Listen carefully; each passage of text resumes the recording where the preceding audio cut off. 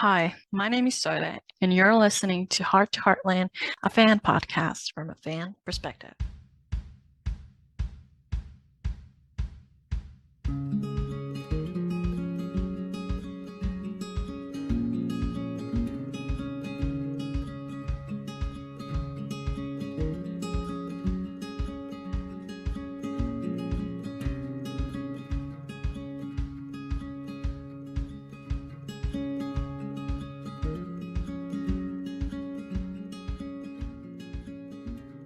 Welcome back to the Heart to Heartland podcast. I can't believe it's been 9 months at this point since I posted the latest episode because, on one hand, it feels like time has gone by so fast, but on the other, someone could have had a baby between these two episodes. But as you all probably know at this point, season 19 is about to start airing on CBC and CBC Gem.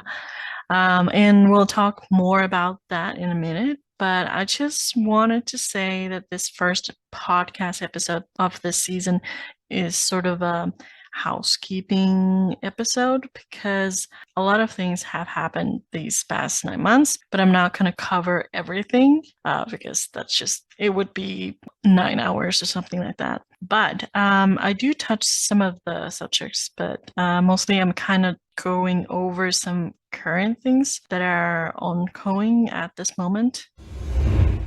First, let's go back a few months.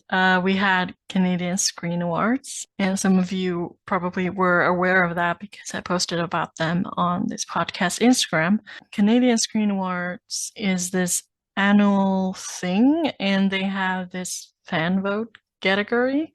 Typically, they suggest some new shows for people to vote, but people can also submit their own suggestions, and that's what Heartland fans did again this year. It's been a thing for a few years now, so it has kind of become this tradition among some of the fans. And Heartland made it through each round right till the end, but didn't win again. And I'm starting to think that they are somehow doing this on purpose. Okay, this year's winner, The Way Home, it's a Hallmark series, and I know there's a big audience in that. They could have won, I guess. But I just know that Heartland has a very passionate fan base that's active with the voting. So, for example, last year when Hudson and Rex won, it was a little harder for me to buy because I just can't imagine that show having the kind of fan base Heartland does. So not to be a sore loser, but I couldn't help but think that maybe they're using Heartland to gain more traffic onto their site because as long as the show doesn't win, they'll keep having those clicks every year, which isn't necessarily guaranteed with new shows. Does that make sense? I don't know. That's just been something that's been on my mind ever since Heartland lost again because it's like, why does this keep happening when I know that there's a lot of people voting? But speaking of nominations, there's actually few for Heartland and for its cast as of this moment. I'm recording this in advance, so there might be new ones, but I'm just covering the ones that I currently know about.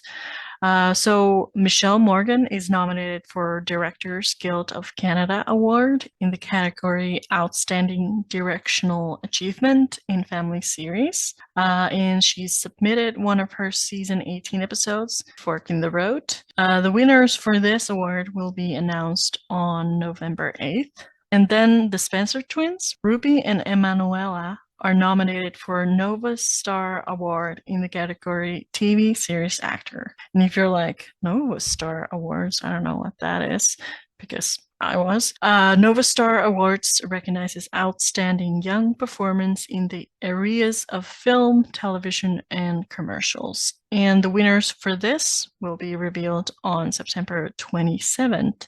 And then there's a huge one, the Rosies, officially Ambia Rosie Awards, and Heartland has 9 nominations, and forgive me, I'm trying my best to say these names, but I'm sort of realizing that I don't think ever said some of these names out loud. So I'm just like, I've written them for years. I've seen them being written, but I've never said them out loud. So forgive me. I'm trying my best. But the nominations include Best Scripted Series or Miniseries, 2 nominations for Best Director Scripted over 30 Minutes for Dean Bennett for Season 18 episode Open House, and then Ken Filewich for Bird's Eye View episode.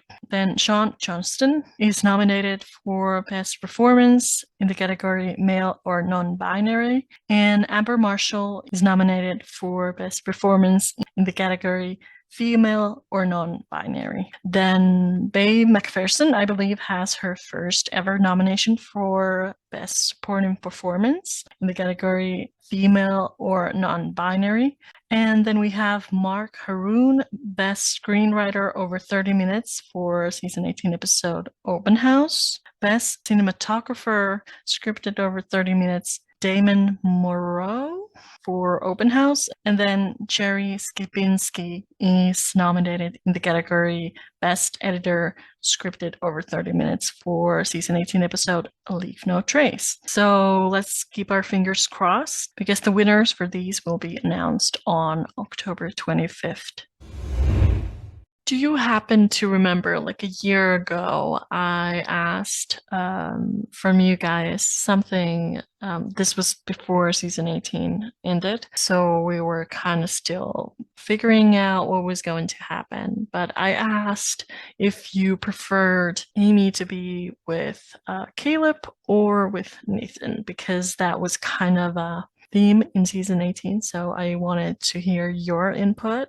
And I think at this point, after seeing the season 18 finale, we can safely kind of say that the decision has been made, but I still wanted to go through some of your comments about that because you were so kind enough to share them with me. So let's read those before we end this episode. BLH West said, I thought Ty was coming back. No one can take his place. Well, first of all, Ty is not coming back, so let's get that off the table. Like, I want to know about Caleb or Nathan.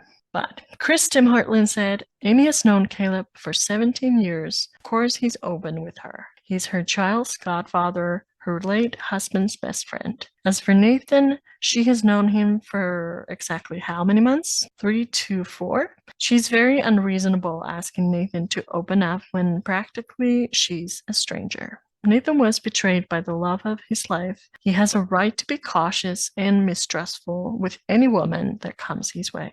I believe he will open up and share his deepest feeling with Amy when he gets to know her better, when they spend more and more time together. He might not be sure of his feeling yet and might not be ready for something permanent, but with time, he will be. He's shown a great interest in Amy and he's very friendly with Lindy. He's the opposite of Caleb. He's smart and careful. He's an animal person. He's a great businessman. And unlike Caleb, he doesn't fall in love with every woman who looks and smiles at him. Caleb doesn't know how to keep and maintain a relationship. All the women divorce him within a few years. He just likes the idea of a relationship and marriage, but he doesn't know how to make one work. Then Ronin said, I want to start by saying that as a Caleb fan, I did not like what they did to him last season. I wish they had kept him and Cass together and left Amy and Caleb as trusted friends while also giving Amy a female friend to hang out with in Cass. It's hard to imagine that Amy and Caleb can go back to being just friends. When Caleb tells Amy that he's falling in love with her and Amy tells Caleb, without thinking twice, that she doesn't feel the same way, I don't think you can go back to the way things were before. Anyway, to the question at hand, I'm going to pick Caleb as the man I'd like to see Amy end up with. I like the idea that love can come softly and can take a different shape through time and circumstance. Two friends who trust each other and lean on one another for support, beginning to slowly fall in love, is the kind of love story Heartland has yet to explore. Also, Amber and Carrie vibe so well together. Then I asked if Caleb was a new character because we know so little about him even after 17 years. Would you still feel the same way about him? Because a lot of people say they have a past together, but then if we put Nathan and Caleb on the same line, so we would have known them for the same amount of time, would that change your answer? So they said, about Caleb being introduced last season as a new character. That's hard because what version of Caleb are we introducing? The season 2 version of Caleb that was written specifically to be a foil and rival for Ty, or the season 17 Caleb? I don't think season 17 Caleb would make any sense if he just blopped into the story. I think many parts of his character would have to be rewritten, so it's hard to think what kind of Caleb that would be. Then Joanne Carmel Harris said, I would like to see Amy with Nathan. I feel her relationship with Caleb is more like a brother. I just don't see any chemistry between Amy and Caleb. Nathan obviously has things he needs to deal with, but the way he looks at Amy really melts my heart. Then HL Horses said, I would like to see Amy with Nathan. Nathan is new and fresh and interesting. I will always see Caleb as the goofy friend for Amy, and I think they work better that way. I just can't imagine Amy being in a grown-up, serious relationship with him at this stage in her life. And logistically, Caleb just moved far away to be close to his son, so unless they are randomly changing that plot point, it wouldn't really work out. I think Amber and Spencer have such a good chemistry together, and Amber and Carrie have a good friend chemistry. Both of these aspects being shown in the first 2 episodes. It's actually kind of sad because at this point I dread seeing Caleb on screen because all I associate him with now is him potentially being with Amy, and I really don't want that. I used to enjoy his character on screen, but now I don't anymore, due to them trying to force Amy and Caleb together. I also think Nathan's story and character are interesting, whereas Caleb, we know everything. Amy and Nathan sort of have this forbidden romance theme, which won't last forever if they do end up together, but it's just way more interesting than what they do with Caleb. Not to mention Nathan is super cute with Lindy. Then Marilyn Kender said, well, here's my take. Good question, by the way. If Caleb was introduced last season, it would be a tough call who I would want. But since he's been there since day 1, that's a different story. Amy loves Caleb, but not in that way. She seemed a bit uncomfortable when Caleb was telling stories to Lindy about Ty.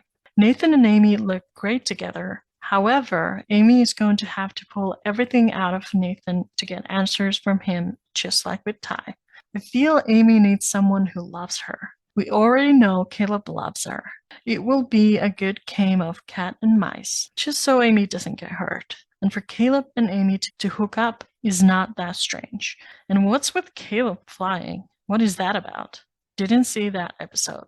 Take care all. Then Stephanie said, Nathan brings a fresh new storyline to the Heartland world. His chemistry and banter with Amy is so interesting to watch. I actually like that we don't know everything about him yet. It keeps me wanting to watch more and try to put the puzzle pieces together, something we haven't really had in a long time. With all that being said, I just can't see how anyone would want Caleb to be with Amy. Other than maybe they think because he was best friends with Ty, it would be okay. I'm sorry, but that's not a good enough reason for me. Yes, Caleb is a good friend, but that's it.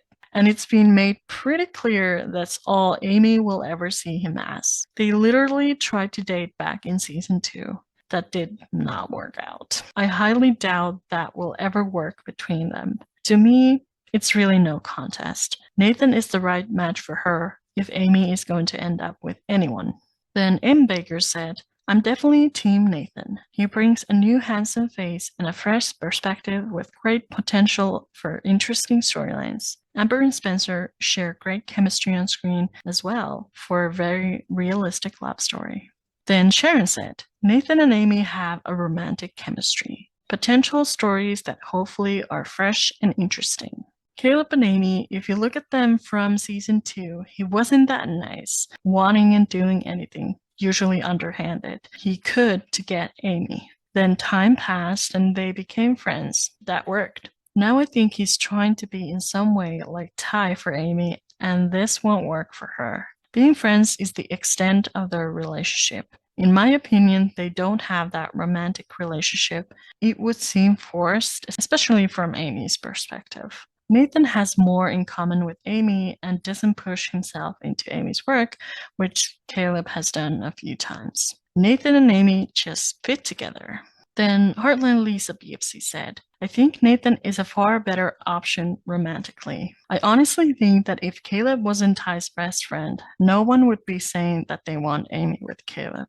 There is no chemistry there for a relationship at all. This ties in what you asked about if Caleb was introduced now, would fans want Amy with Caleb? And I honestly don't think they would. I feel like Ty fans are trying to hold on to him by pushing this match. I've seen comments of Ty would approve, and I sit there and think, would he? I very much doubt he would be thinking, yeah, Caleb, take my wife to bed. Caleb is nothing but a friend, and that's the way it should stay. Just because they are friends doesn't mean they are a good romantic match. Knowing someone for years doesn't create sexual chemistry, it just cements a friendship even more. And let's be honest, Amy doesn't have many friends, does she? Amy has made it clear he's in the friend zone. Plus, to me, she wouldn't be so annoyed with Nathan not opening up if she wasn't interested in a relationship with him. You can see her heart is belonging to Nathan, and that's where the chemistry is. I also feel her annoyance that Nathan won't tell her his past and open up stems from Ty having so much baggage that she had to unpick over the years. Things were never straightforward with him, and he kept things from her, and it caused so much friction. It's made her, in some ways, not be able to live in the moment, and she now has the need to know everything. Amy needs therapy after being in a relationship with Ty.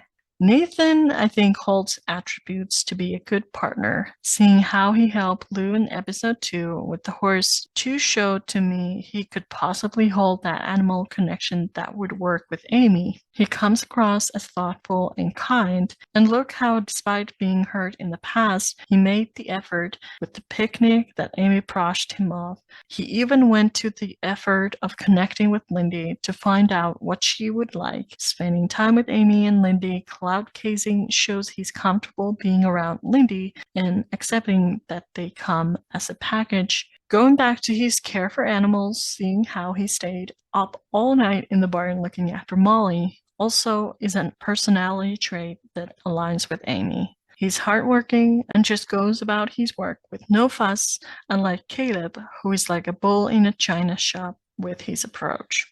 All in all, I just think Nathan holds a better personality match for a romantic relationship.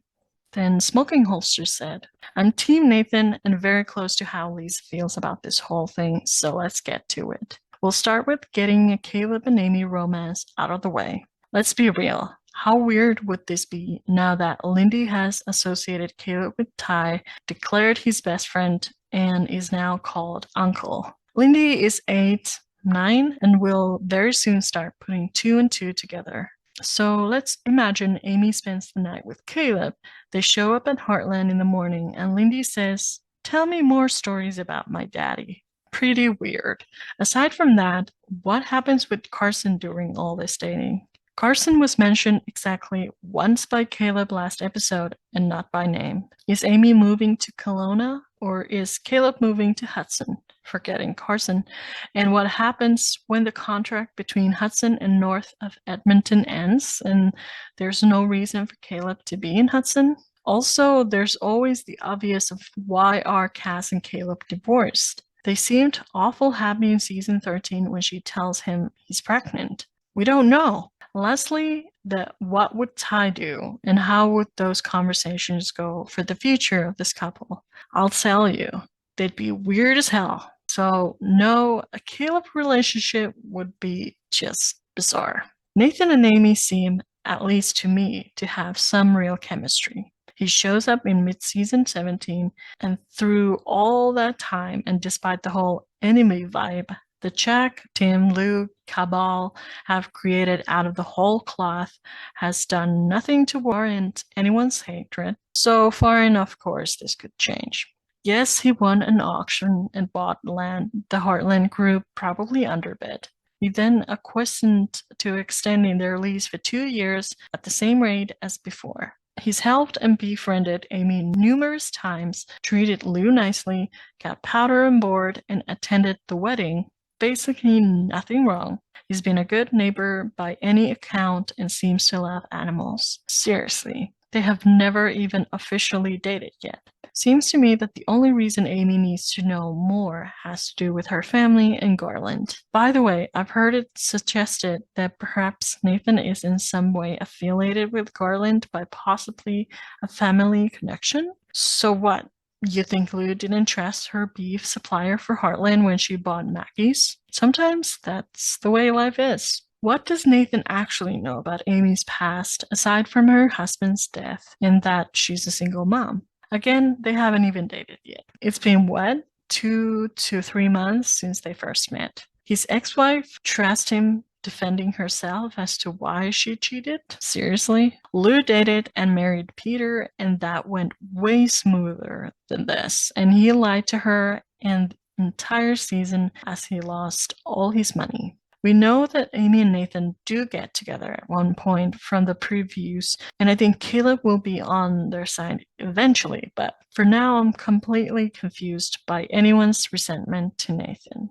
Then Demo Dan Costa said, Nathan's character seems damaged and boring. Caleb is more of a fun character and makes the show more enjoyable to watch. Then Sarah Flynn said, Nathan. Though not for nothing, this romance reader girly loves a dead husband's best friend trope. In the hands of a good writer, the angst would be through the roof.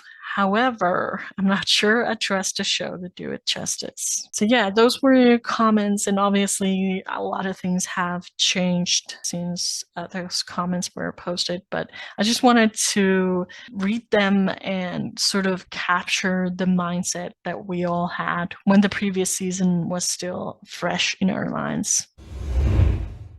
So like I mentioned earlier in the episode, season 19 is just around the corner, and the first episode will premiere on October 5th on CBC and CBC Gem, and we will talk about that more later. Like there's a whole dedicated episode for talking about that coming. I posted the season's key art to the podcast's Instagram page. So if you haven't already, please let me know what you think about it so we can go through all your thoughts next week.